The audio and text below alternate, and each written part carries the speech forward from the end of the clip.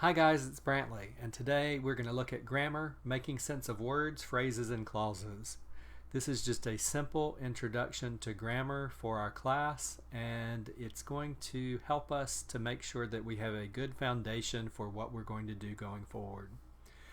We want to simplify grammar. We want to look at a simple grammar.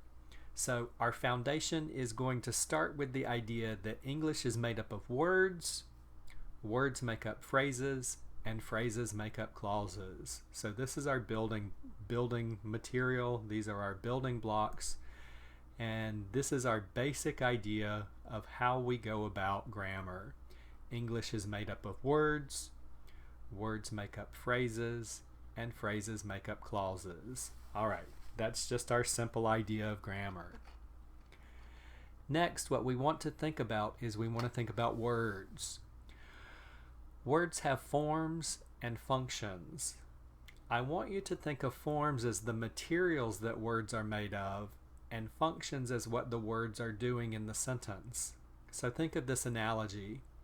Plastic and wood are materials. We can make a cup out of plastic or wood. The cup would be the cup would be how the plastic or wood functions in the world. And the plastic or wood itself would be the form, right? So the form is the material, and the object that the material makes is how the form functions in the world. So we're going to think of words in a similar way. So, for example, a verb is a form of a word, but with adjustments, it can have different functions.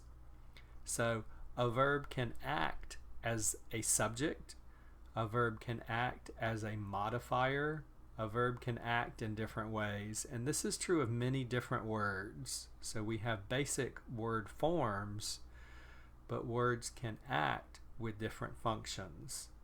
So when we talk of words, we want to think about their forms as being different sometimes from their functions. All right. What we want to think about next is word forms. In English, we basically have 8 word forms, and these forms are nouns, verbs, adjectives, adverbs, pronouns, prepositions, conjunctions, and interjections. Sometimes these word forms are called the 8 parts of speech. We can divide these into 2 basic categories.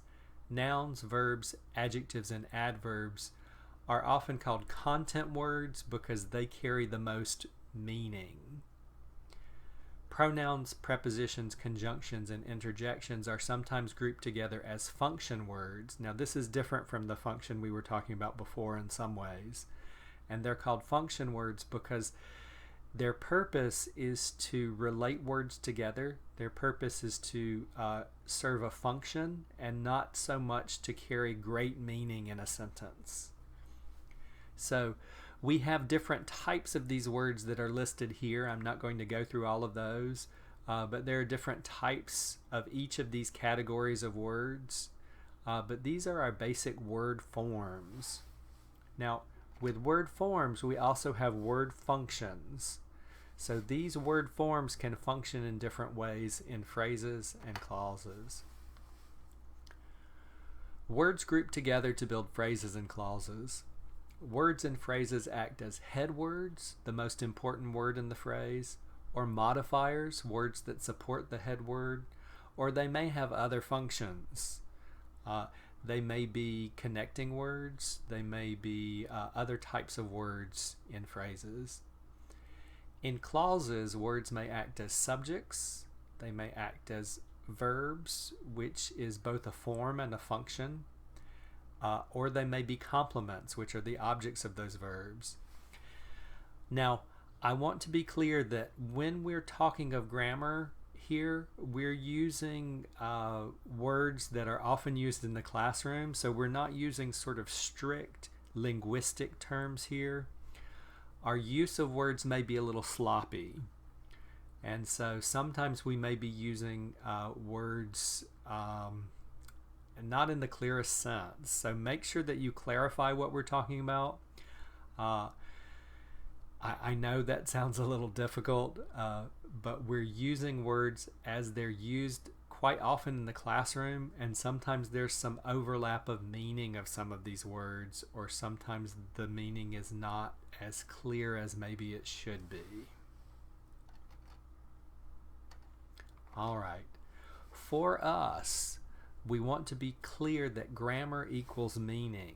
And what I mean by that is we're learning grammar so that we can understand the meaning of English sentences. Grammar for us is a useful tool for deeply understanding the meaning of English sentences. Words are a puzzle, and grammar is a way of playing with words. We want to use grammar for sentences that we have difficulty understanding.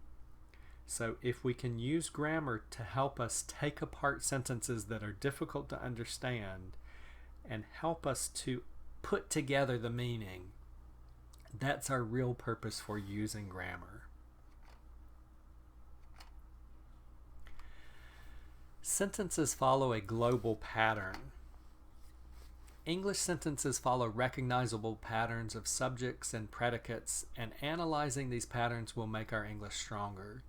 Now, our book that we're using, Grammar Choices for Graduate and Professional Writers, will help us to recognize these patterns, and it will help us to be better at constructing sentences, and also help us to be better at understanding sentences.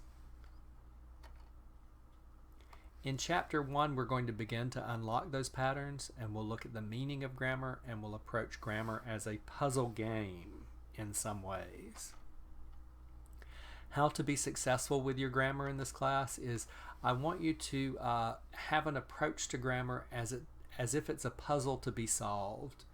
Now, I don't want you to think of grammar as a chore. I want you to think of it as a tool to help you further understand the meaning of English. So good luck with this. I think that grammar can be something that really helps you to be a success at English and not something that causes you a lot of anxiety. So from here, I will see you in Chapter 1 of our Grammar Choices book. So thanks a lot for listening, and I'll talk to you soon.